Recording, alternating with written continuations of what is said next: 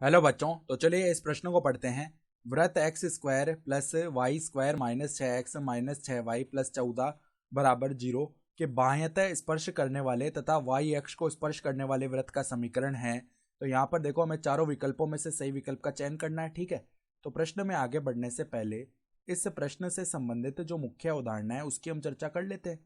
तो देखो, हम जानते हैं अगर वृत्त का समीकरण इस प्रकार का है हमारा, एक्स स्क्वायर प्लस में वाई स्क्वायर प्लस में 2g x प्लस में 2f(y) प्लस में c बराबर 0। तो इसके जो केंद्र के निर्देशांक होते हैं ना, वो क्या होते हैं, -g कोमा में -f। ठीक है, और यहाँ पर देखो इसकी जो त्रिज्या होती है वो क्या होती है, r बराबर वर्गमूल में g स्क्वायर प्लस में f स्क्वायर माइनस में c। ठीक है, तो अब देखो ध्यान से, हमें क्या बताया हुआ है कि ये वृत्त है, देखो हमारा x square plus y square minus का 6x माइनस का 6y प्लस में 14 बराबर 0। अब हम सबसे पहले बात करेंगे इसके केंद्र की, उसको C1 बोल लेते हैं। तो उसके निर्देशांक देखो क्या आएंगे हमारे पास, -g, तो g का मान तो -3 आ रहा है, x के गुणांक का आधा। ठीक है, फिर -g करेंगे तो उसका मान 3 आ जाएगा और -f का मान भी 3 आ जाएगा। ठीक है, अब इसकी त्रिज्या देखेंगे तो वो क्या आएगी, वर्गमूल में 3 3 9 प्लस में 9 माइनस में देखो आ जाएगी 14।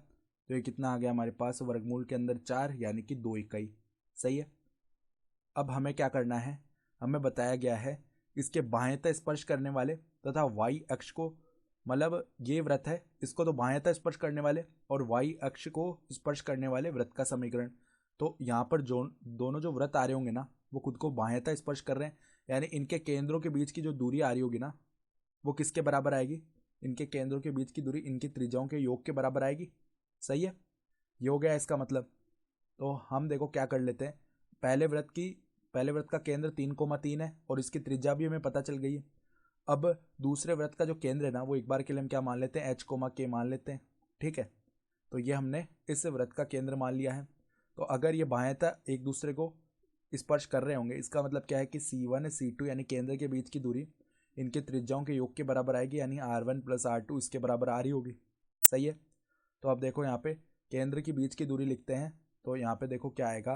तो देखो यहाँ पे वर्गमूल में दो बिंदुओं के बीच की दूरी का सूत्र क्या होता है, x2 माइनस x1 का स्क्वायर यानी h माइनस 3 का स्क्वायर प्लस में y2 माइनस y1 का स्क्वायर यानी k माइनस 3 का स्क्वायर बराबर में देखो पहले वृत्त की त्रिज्या हमारी कितनी है, 2 इकाई, प्लस में देखो दूसरे वृत्त की त्रिज्या के बारे में बताया हुआ है कि y अक्ष को भी स्पर्श कर रहा है। इसका मतलब क्या हो गया कि यहाँ पर देखो इस प्रकार का वृत्त आएगा जो कि y अक्ष को स्पर्श कर रहा है। तो अगर हम इसकी त्रिज्या लिखेंगे ना, तो वो क्या आ जाएगी, इसके केंद्र का x निर्देशांक क्या आ जाएगा, त्रिज्या इसकी। ठीक है, तो 2 प्लस में h लिख लेते हैं। तो अब देखो दोनों तरफ हम यहाँ पे वर्क करेंगे, तो इस तरफ से तो वर्गमूल हट जाएगा, एच स्क्वायर प्लस में 9 माइनस में 6h आ गया। फिर देखो प्लस में के स्क्वायर प्लस में 9 माइनस में 6k आ गया। अब यहाँ पे वर्क करेंगे ना, तो 4 प्लस में एच स्क्वायर प्लस में 4h आ जाएगा। तो एच स्क्वायर से एच स्क्वायर शून्य हो गया। सही है, अब देखो हम क्या करते हैं, के स्क्वायर को पहले लिख लिया, -6h माइनस का 4h माइनस का 10h आ जाएगा। सही है, फिर देखो यहाँ पे माइनस का 6, देखो माइनस का 6k बचा हुआ ना अभी। ठीक है, और देखो उसके बाद कौन सा पद लिखते हैं, 9 प्लस 9 18 हो गया, 18 माइनस 4 यानी प्लस का 14 आ जाएगा बराबर 0। ये समीकरण आया। तो बिंदु पद के लिए हम h, k को x, y से प्रतिस्थापित करेंगे। तो देखो Y square minus 10x minus का 6y प्लस 14 बराबर 0, ये बना समीकरण। तो अगर हम विकल्प देखें ना, तो विकल्प डी हमारा सही विकल्प आ रहा है। तो आशा करता हूँ कि आपको ये प्रश्न समझ में आया होगा। धन्यवाद।